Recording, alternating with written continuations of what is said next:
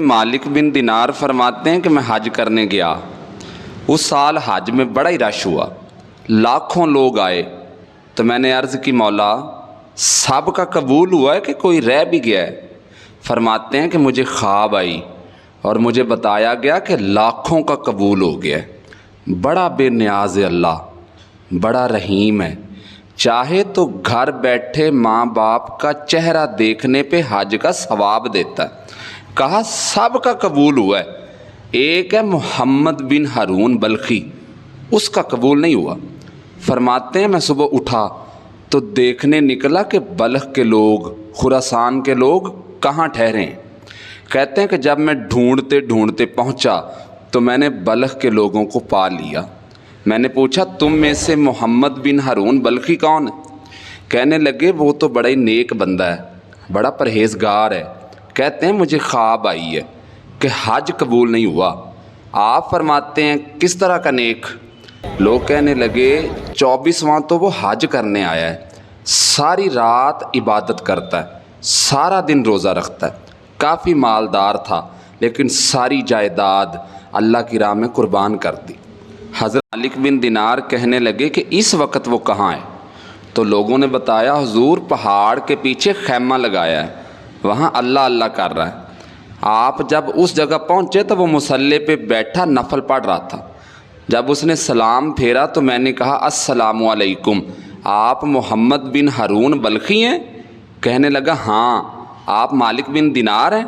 फरमाने लगे कि मुझे ताज्जुब हुआ कि इसने तो मेरा नाम भी जान लिया। मैंने कहा जी मैं मालिक बिन दिनार हूँ। तब हारून बल्खी पूछने लगा कि कैसे आए हो? मैंने कहा मिलने आया था। और कहने लगे नहीं, जिस काम आए थे वो बताओ। मैंने कहा मिलने आया हूँ।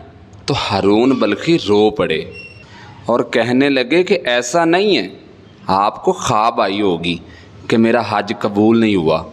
मालिक बिन दिनार कहते हैं कि मेरे रोंगटे खड़े हो गए कि इसे इतना भी पता है कि मेरा हज कबूल नहीं हुआ। मैंने उसको कहा कि तुझे कैसे पता है कि मुझे ख्वाब आई है?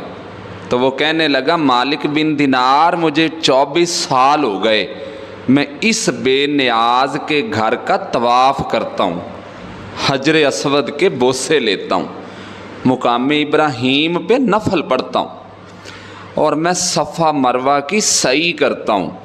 पर 24 साल बीत गए।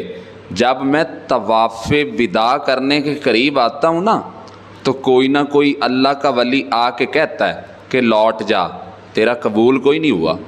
हज़रत मालिक बिन दिनार कहते हैं कि मैं उसके करीब बैठ गया, उसके घुटने पे हाथ रखा। बंदा ना वैसे भी मजूर था, उसका एक हाथ कटा हुआ था, चेहरे पे इबादत के निशानात मौजूद थे। आप कहने लगे कि मैंने पूछा तेरा हज कबूल क्यों नहीं हुआ? तो आप फरमाने लगे मत पूछ, तू भी मुझसे नफ़रत करने लगेगा। मालिक बिन दिनार कहते हैं कि जब मैंने असरार किया ना तो हारून बल्खी ने बताया कि मेरा हज कबूल इसलिए नहीं होता कि मैं अपनी माँ का नाफरमान था। कहने लगा अल्लाह ने जायदादें दी थीं, ज़मीनें, घोड़े, मैं अयाश हो गया। मैं अल्लाह के दिए हुए माल को नाजायज़ जगह खर्च करने लगा। मेरी माँ बूढ़ी थी, इबादत गुजार थी, मुझे समझाती थी। एक दफ़ा रमज़ान का महीना आया, असर के बाद माँ तंदूर में रोटियां लगा रही थी। मैं घर आया शराब के नशे में और मैंने कहा अम्मा रोटी तो दे दो। अम्मा कहने लगी शर्म कर, रमज़ान का महीना है, एक रोज़ा नहीं रखा, जिन्होंने रखा है उनका तो ख्याल कर। कहता है कि ये लफ्ज़ जब मैंने सुने ना तो मैंने माँ को एक थप्पड़ दे मारा।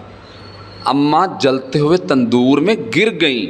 लोगों ने मुझे कमरे में बंद कर दिया। कहते हैं सारी रात मैं शोर सुनता रहा लेकिन नशे की हालत में पड़ा रहा। आँख अगले दिन ज़ोहर के बाद तब खुली जब मेरी बीवी अलमारियों से कपड़े निकाल रही थी। मैंने कहा कहाँ जा रही हो? तो वो कहने लगी मेके जा रही हूँ, माँ के कातिल के साथ मैं नहीं वक़्त गुजार सकती। मैंने कहा माँ कत्ल हो गई है? तो मेरी बीवी कहने लगी 9 महीने तुझे पेट में रखने वाली, छाती का दूध तेरे हलक के नीचे उतार के तुझे पालने वाली तेरे ही हाथों कत्ल हो गई है। कहा किधर है मेरी माँ? कहने लगी दफन कर दिया है। बताया क्यों नहीं? मरते वक़्त कह गई थी इसे मेरा मुंह ना दिखाना, मेरे जनाजे के करीब ना आए। कहने लगा मैं उसी वक़्त उठा जिस हाथ से माँ को मारा था ना, कुल्हाड़ा लिया और अपने हाथ काट दिए। जायदादें, घोड़े, मकानात सब खैरात कर दिए। सारी रात नफल पढ़ता हूँ, सारा दिन रोज़ा रखता हूँ, हर साल हज करता हूँ और अर्श का मालिक माफ़ नहीं करता। हज़रत मालिक बिन दिनार कहते हैं कि मैंने भी एक थप्पड़ मारा और कहा कि तू है ही इसे काबिल, तुझे माफ़ ना किया जाए, कभी भी तुझे माफ़ी नहीं मिलेगी। कहते हैं कि मैं वहाँ से होके आ गया, वो रोता रहा, तड़पता रहा। जब मैं घर आया और जैसे ही मैं घर आके सोया तो ख्वाब में मुझे मुस्तफ़ा करीम का दीदार नसीब हुआ। आक़ सल्लल्लाहु अलैहि वसल्लम ने फरमाया मालिक तू उसे क्यों मायूस कर आया है, अल्लाह की रहमत से क्यों कह आया है कि माफ़ी नहीं मिलेगी? मैंने कहा हुज़ूर इतना बड़ा कातिल माँ का कैसे माफ़ी मिलेगी? तो हुज़ूर फरमाने लगे इसकी वजह भी इसकी माँ ही है और इसकी माँ की वजह से उसे माफ़ी मिलेगी। मैंने कहा हुज़ूर किस तरह? तो मेरे करीम महबूब फरमाने लगे क़यामत के दिन इसकी माँ इसके ख़िलाफ़ मुकदमा दायर करेगी, कहेगी अल्लाह इसे पूछ मेरा जुर्म क्या था, मुझे क्यों जलाया और मुझे क्यों जला के मार दिया। रब बात सुनेगा, रब हुक्म देगा कि उठाओ इसके बच्चे को।